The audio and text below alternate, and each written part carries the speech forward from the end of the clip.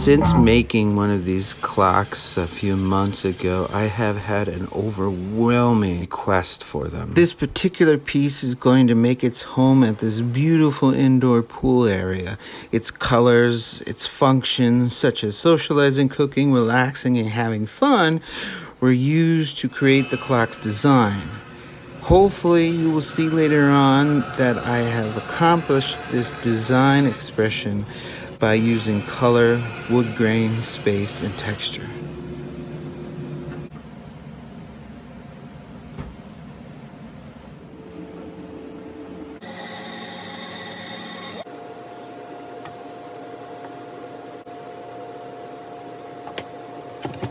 And if you are wondering, I'm using a high temp hot glue gun along with Totalboat epoxy resin. I also used a blue turquoise Pearl X powder pigment and an Aluminite blue dye.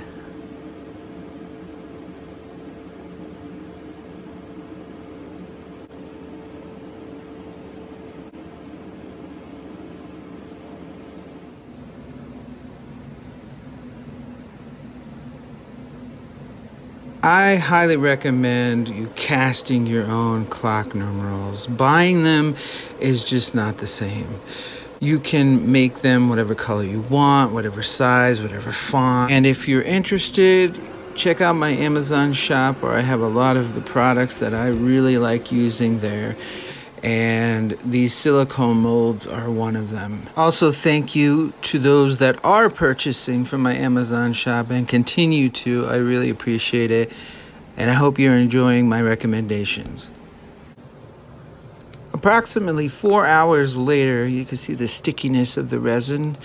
This is when I like to do my final and second pour. This is my method. You can wait 24 hours if you'd like. I do wait a few days before turning.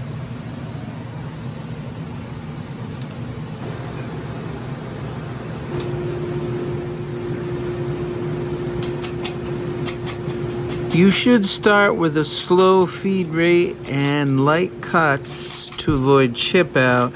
And if your piece is like mine, at 16 inches in diameter, start with a slow speed. As the piece becomes more true, you can cut more aggressively with a faster feed rate and a faster lathe RPM, but always, follow proper lathe speed recommendation. Guy over my shoulder is always nagging me about it.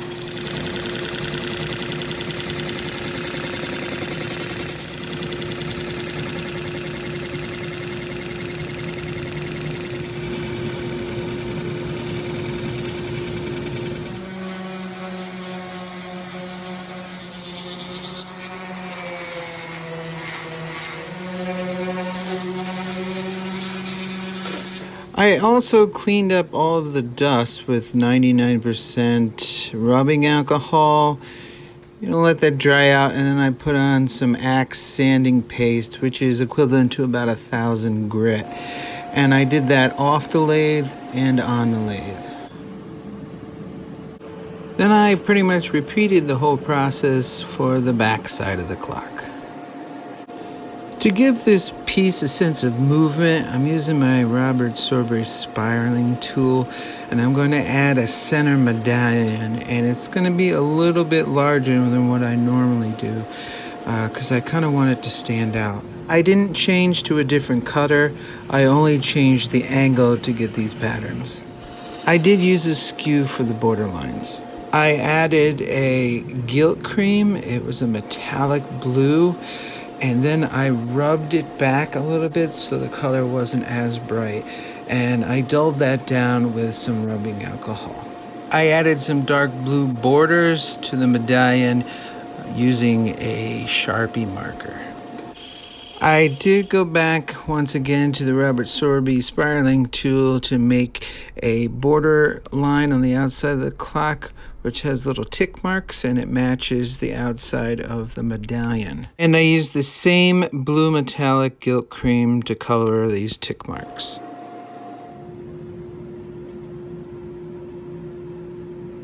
I went with regular numerals, and I'm going to use all of them. instead of the Roman numerals. I did try them first, but the regular numerals seem to suit the design better. It's also a better style for the pool area.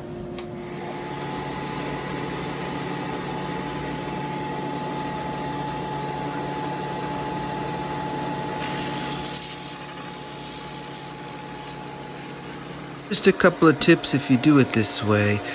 Make sure you sand and then stop and then check your work to make sure that you're not sanding too far or that you're not heating up the plastic too much and it's melting the numerals. After pulling all the numbers off for the tape, I used a Q-tip to clean up the insides of those hard to reach spots from the white resin dust. And then I drilled a through hole the same size of the clock mechanism that I have in the center of the clock.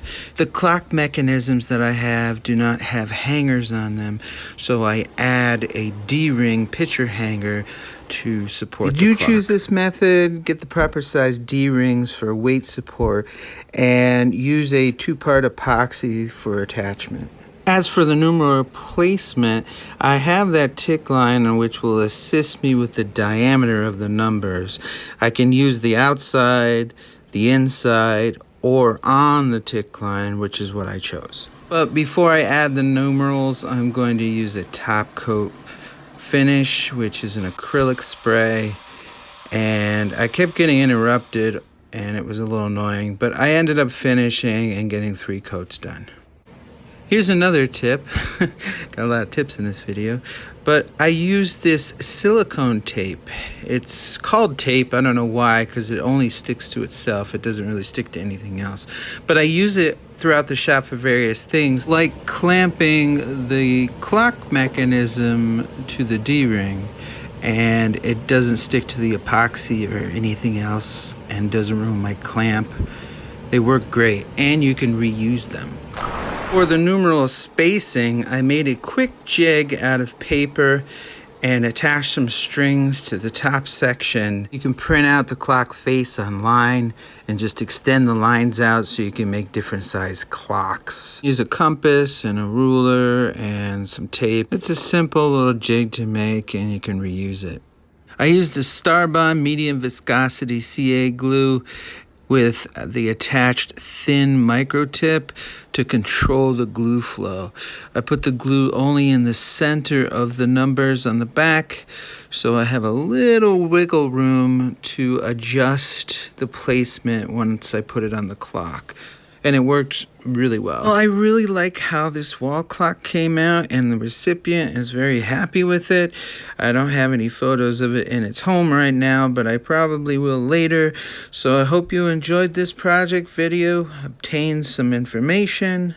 Please subscribe, click that bell and thumbs up if you like what you see. And as always, stay safe in your shop at all times. Take care, and thank you.